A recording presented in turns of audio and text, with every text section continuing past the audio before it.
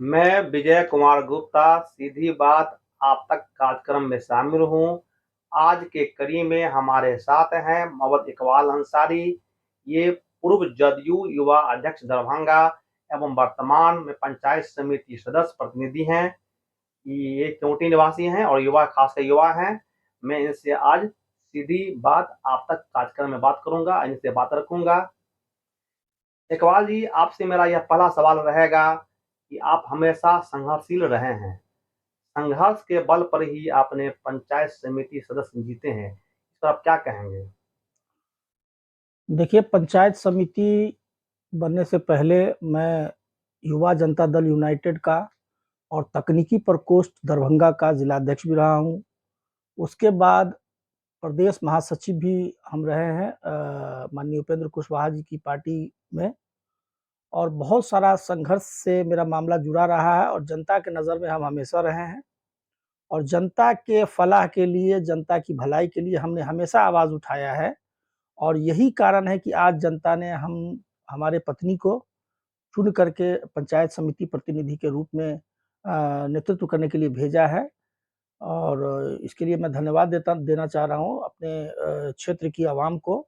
और निश्चित रूप से इसी प्रकार का हमारा संघर्ष जिस तरह से चलता रहा है, आगे भी चलता रहेगा। प्रखंड शिक्षा समिति के अध्यक्ष के तौर पर विद्यालय का निरीक्षण कर काफी अनियमितताओं को प्रकाश में लाया गया है। इसको आप किस तरह रखेंगे? देखिए, सर्वप्रथम मैं आपको स्पष्ट करना चाहूँगा कि प्रखंड शिक्षा समिति की अध्यक्षा मेरी धर्मपत्नी हैं। और चूँकि वो महिला है, और किसी भी, यहाँ तक आप देख लीजिए, आईएएस, आईपीएस जो भी बनते हैं, उनको भी ट्रेनिंग की आवश्यकता पड़ती है, जबकि वो यूपीएससी, बीपीएससी पास करके आते हैं। तो चूँकि एक महिला है, और महिला के सुरक्षा के मद्देनज़र भी और बहुत सारी बातों को देखते हुए मुझे भी साथ में जाना पड़ता है। और जब अध्यक्षा जी कई जगह गई हैं, तो वहाँ जाकर के बहुत सारी अनियमितताओं को उजागर किया गया है और कई स्कूल पर कार्रवाई भी हुई है। और इसी मद्देनज़र बहुत सारा मामला भी समझ में आता है। जो आदमी को कुछ नुकसान होता है, तो वो आदमी कहीं न कहीं जो है सो हम लोगों के प्रति जो है सो द्वेष का भावना रखता है। इससे हम लोगों को कोई फ़र्क नहीं पड़ता। हम लोग ख़ास करके जो पंचायत समिति की सदस्या हैं और वर्तमान में शिक्षा समिति की अध्यक्षा हैं, उन्होंने निरंतर स्कूल का निरीक्षण किया है और आगे भी करते रहेंगे। और अनियमितता यदि पाई जाती है, तो निश्चित रूप से उस पर कार्रवाई के लिए बड़ी अधिकारी को लिखा भी जाएगा और लिखा भी जा रहा है। आप सूचना के अधिकार के कार्यकर्ता रहे हैं। कौन सी दो नई चीजें हैं जो केंद्र सरकार और राज्य सरकार की परेशानी बढ़ा सकती है? देखिए, सूचना का अधिकार अधिनियम 2005 के अंतर्गत लगभग हमने 2400 आरटीआई दायर किया है। और उस 2400 आरटीआई में बहुत सारा ऐसा खुलासा हुआ, आपको भी मालूम होगा विजय भाई, कि दरभंगा के जिला के अंतर्गत अवैध क्लिनिक अस्पताल का मामला हो, और आपको दरभंगा जिला के अंतर्गत जो आंगनवाड़ी केंद्र बनाया गया था आरडब्ल्यूडी 2 के द्वारा, 1 के द्वारा, उस टाइम में 1 थे केवटी के, तो उसमें दर्जनों आंगनवाड़ी का जो सो भ्रष्टाचार का उजागर हुआ। बहुत सारा ऐसा मामलात है। हाँ, अभी मेरे पास कुछ आरटीआई है, जिससे केंद्र सरकार और राज्य सरकार की मुश्किलों को बढ़ाया जा सकता है। वो निश्चित रूप से एक ठोस हमारे पास जो सो सबूत है, जिसका मैं खुलासा अभी नहीं कर सकता। आपके 2 वर्ष का कार्यकाल कैसा रहा? विकास संबंधी बताएं, आप क्या कार्य किए? 2 वर्ष का कार्यकाल हम लोगों का काफ़ी कठिन भरा रहा है। यहाँ के जो वर्तमान में जितने भी पदाधिकारीगण हैं, तो उन लोगों से सहयोग प्राप्त नहीं हो पा रहा है, बावजूद हम संघर्षशील हैं। हमने श्री नारायण लाल दास जी के और मोहम्मद कासिम अंसारी साहब के, जो स्वतंत्रता सेनानी थे, उनके स्मृति में बनवारी में एक गेट का निर्माण करवाया है। उसके बाद छठ घाट का निर्माण करवाया है बनवारी पनपीही पोखर में, है ना? उसके बाद एक सामुदायिक शौचालय का निर्माण मैंने करवाया है बेहटा स्कूल में। और 4 मनरेगा से जो है सो बाँध का निर्माण करवाया है, जो कि रास्ता बिल्कुल नगण्य था, जहाँ पर चलना बड़ा मुश्किल था। आज लोग चल रहे हैं। और चूँकि पदाधिकारी का सहयोग हम लोगों को मिल नहीं रहा है। भ्रष्टाचार कहीं न कहीं इस आड़े आ रहा है। उसके बावजूद हम लोग वरीय अधिकारी से मिल कर के और सारी समस्याओं को जो है सो हम लोग समाधान करने का प्रयास कर रहे हैं। और आने वाले समय में जिस प्रकार से पदाधिकारियों का, खास करके मनरेगा का हो गया, या फिर जो सो पंचायती राज विभाग का या अन्य विभाग का हो गया, तो आने वाले समय में निश्चित रूप से हम लोग धरना प्रदर्शन भी करने जा रहे हैं। जिस प्रकार से उन लोगों के द्वारा उपेक्षा की जा रही है पंचायत समितियों को, है ना, और जनप्रतिनिधियों को। तो कहीं न कहीं अगर पदाधिकारी हम लोग का सहयोग करेंगे तो और इससे भी बढ़-चढ़ कर के हम लोग काम करेंगे और जनता का भला करेंगे। स्थानीय विधायक मुरारी मोहन झा ने धीरज कुमार यादव नामक युवा पर मामला दर्ज कराया है। बताया जाता है कि वह अलीनगर विधायक मिश्र लाल यादव के पुत्र हैं। इस पर आप क्या कहेंगे? कौन धीरज कुमार यादव है? इनको तो मैं नहीं जानता हूँ, कौन है ये? अलीनगर विधायक मिश्र लाल यादव के ये पुत्र बताए जाते हैं। इस पर आप क्या अच्छा, कहेंगे? तो इन लोगों का कोई अस्तित्व नहीं है। ये लोग कोई अस्तित्व वाले लोग नहीं हैं। इनके सवालों का और इनकी प्रतिक्रियाओं का जवाब देना मैं उचित नहीं समझता हूँ।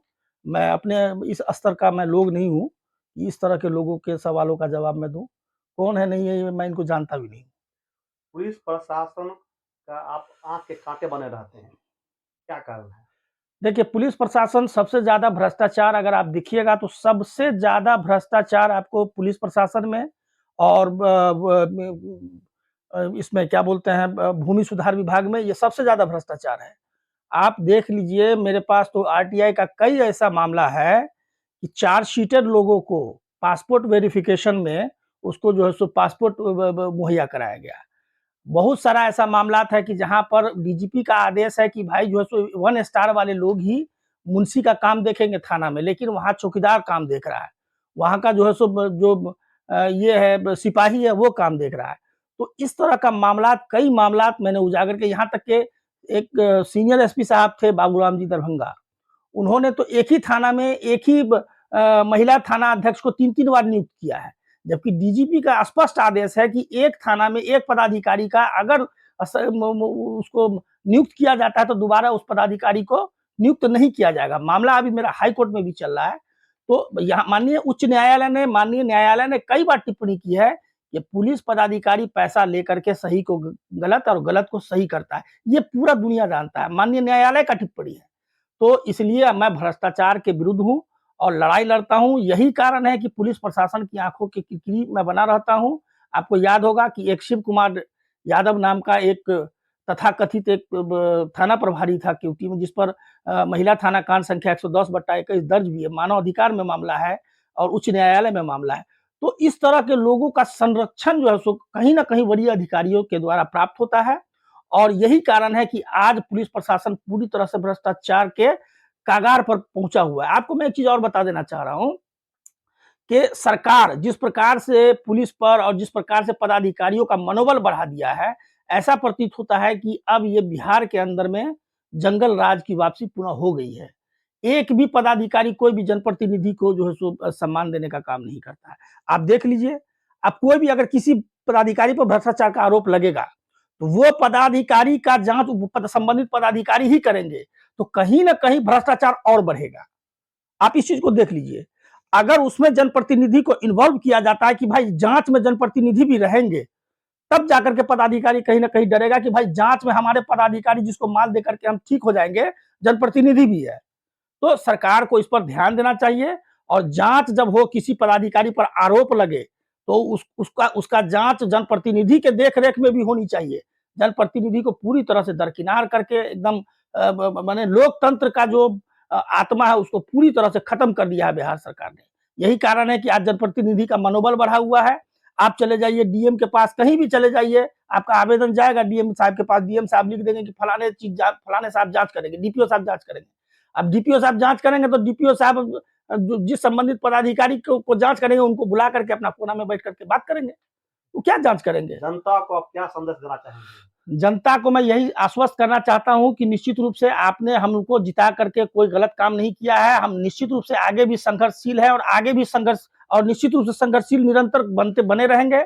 आगे भी विकास का काम होगा और आने वाले समय में और अधिक हमारा जो है सो लक्ष्य है और जो मेरा मैनिफेस्टो में है उस मैनिफेस्टो के को मैं बिल्कुल पूरा करने के लिए अग्रसर हूं और कार्रवाई कर रहा हूं और उसको पूर्ण करके ही हम लोग जो है सो ये करेंगे और जनता बिल्कुल हमारे साथ है। जनता सारी चीजों को देख रही है, समझ रही है ना? और यही जनता जो है सो हम लोगों को आशीर्वाद दिया और आगे भी निश्चित रूप से हम जनता के प्रति जो सो उत्तरदायी है। हमारा जो ड्यूटी है हम उसको निभाएंगे। धन्यवाद महोदय इकबाल अंसारी जी। आपने हमारे सीधी बात कार्यक्रम में समय दिया, अपनी बात रखी, जनताओं को अपनी बात सुनाया और मैं आम लोगों से कहूँगा कि ये इसको मैंने आप तक सीधे बात को शेयर करें, लाइक करें, सब्सक्राइब करें। धन्यवाद।